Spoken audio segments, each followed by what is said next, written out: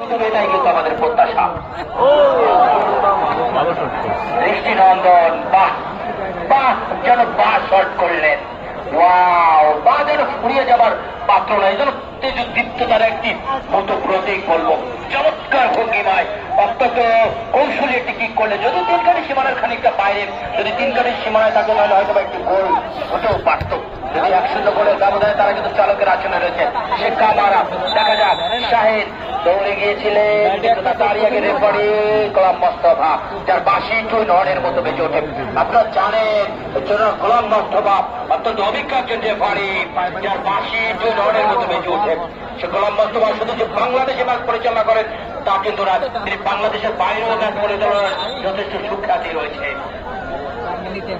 তার সৃষ্টিশীল পরিচালনার মধ্য দিয়ে ইসলামপুর স্বেচ্ছাসেবী সংগঠন কর্তৃক আয়োজিত ফুটবল টুর্নামেন্টের প্রথম সেমিফাইনাল ম্যাচ আমরা উপভোগ করছি।